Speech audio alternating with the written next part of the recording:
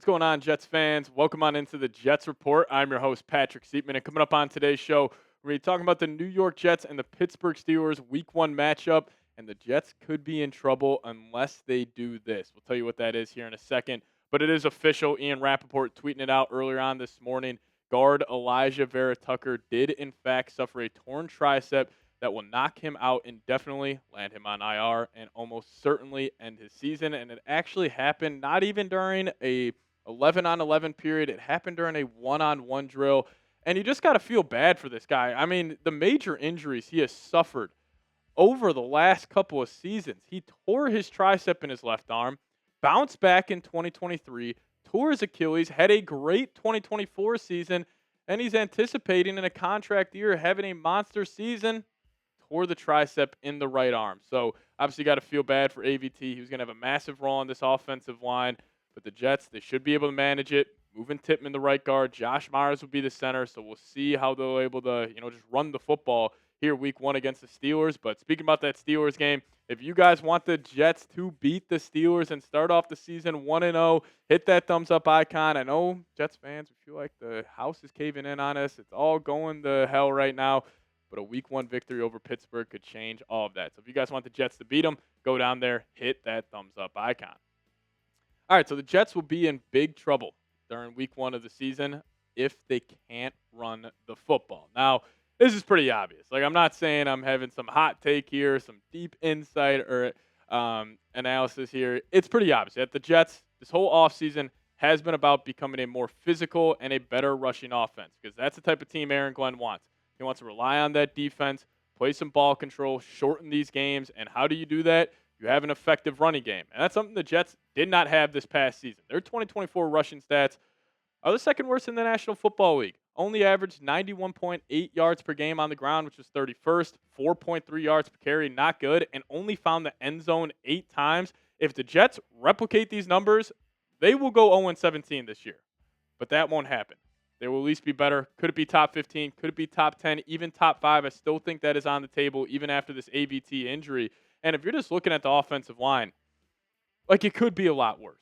That's why I was telling everybody yesterday on the show. I understand this is a catastrophic injury, but people need to relax because you still have 4 very solid offensive linemen in Tippmann, Simpson, Membu, and Fasciano. And then even Josh Myers had a great year for the Packers this past season. They were one of the best rushing offenses in the league, and he played over 1,000 snaps. He was their starting center. So you have that great offensive line, and then you have this big 3 here. And I am going to be so curious how the carries get divvied up for week 1. You got Braylon Allen. I think he is going to have a breakout I am here moment in the NFL this upcoming season. You also got Breece Hall. Major question marks around him. Can he get back to who he was a couple of years ago? And then I think one of the most slept-on guys in the NFL, Isaiah Davis. He was awesome last year. He's actually the Jets' most productive and efficient rusher from this previous season, and he had a pretty good showing during the preseason, so I could see him getting a lot of carries. But I will say this. If Breece Hall looks like he did in the preseason, and after going back, watching a couple of his runs, doesn't really seem like his vision is too good right now. He had one good run against the Giants, but besides that, it was pretty mediocre. If he looks like he did in the preseason in the first quarter, turn the keys over to Braylon Allen. I couldn't be higher on this guy. I thought he was a freak coming out, but still, very young running back, put in a lot of work this offseason. He looks a lot more explosive, and he just gets every single yard you could want on every single run. I think he's going to be one of the best RYOE guys this upcoming season. But, again, it's going to be a tough matchup because you're not going against, the Miami Dolphins. You're not going against, the New Orleans Saints. You're going against the Pittsburgh Steelers. And last year, they were very solid against the run. Only allowed 4.1 yards per carry and only giving up 98.7 rushing yards per game. And the defensive rank for the yards per carry stat, they were 5th in the NFL. Now, I'll say all that to say this. If we're leaving week 1 and we look up and the Jets have ran for 150, 175, maybe even 200 rushing yards, if they can run the ball against the Steelers, it will completely change my thoughts on this team for the season. Because we all know they want to run the football. They want to be a physical football team.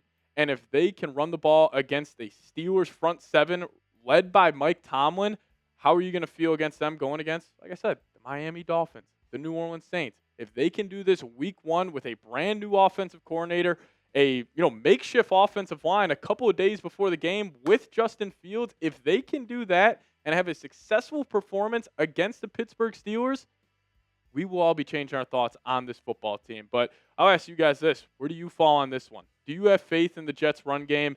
I'm assuming if I asked this before the AVT injury, you guys would all be saying yes.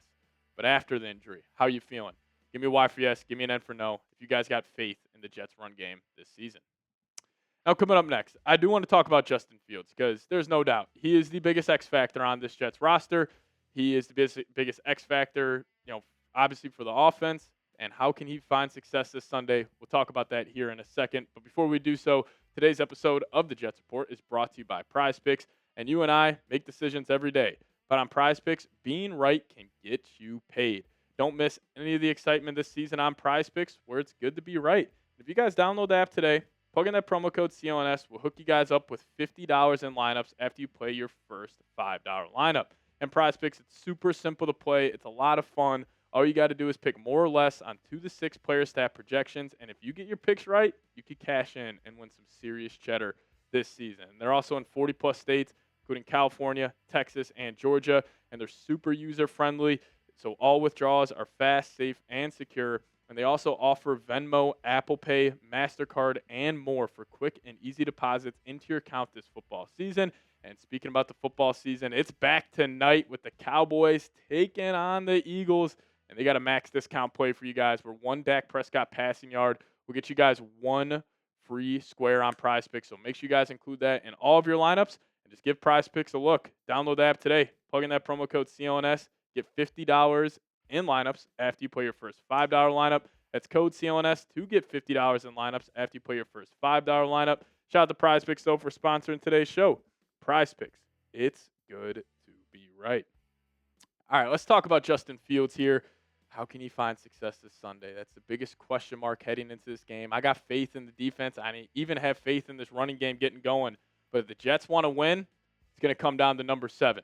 And I think how Fields can succeed, he's got to get hot early. I've made this comparison with Fields, and I think it was perfectly on display during the preseason.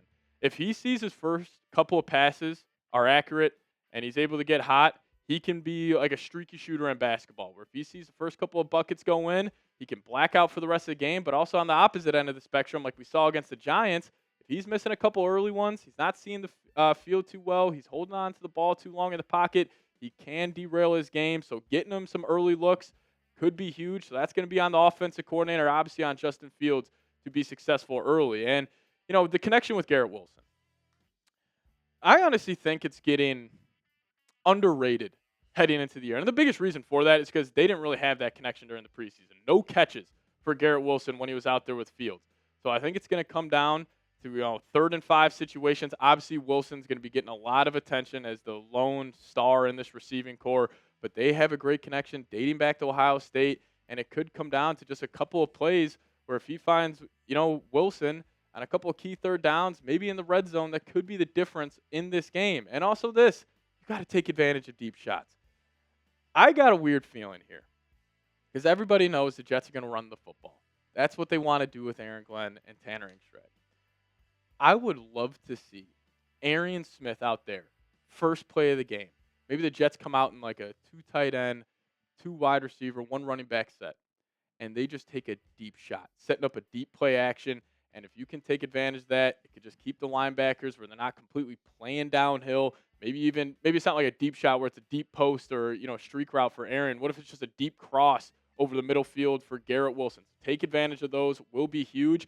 And we also know with Fields, holds on to the ball way too long. That's been his, red flag on his game throughout his career. So don't try and play hero ball.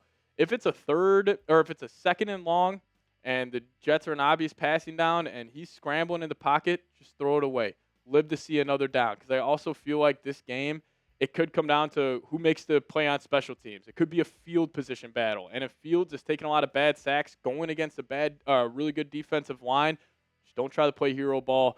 Just try to play within the offense. I think that could be huge. And then lastly, use your legs. I can understand everybody's got a take on Fields. Everybody thinks this guy sucks. But he's also one of the best dual threat quarterbacks still in the National Football League. So use those QB powers. Use those read options. Play into your strengths. Because if Fields is getting on the perimeter, He's a tough dude to tackle in the open field. And also on those third and short, fourth and short situations, we have not seen it in the preseason, but I could see the Jets going a lot of tush pushes, or you just hand the ball off to Braylon Allen. So I'm very excited to see Fields play. And if you guys want to show him some love, type his jersey number, type those sevens down below in the comment section. It's going to be so much fun watching him out there in those Jets uniforms, taking on his former team, the Pittsburgh Steelers. So type those sevens down below. And also, we will be live for the game this Sunday, hour before kickoff. I can't wait. So make sure you guys are subscribed here to the channel, and we'll see you guys next time. As always, go Jets.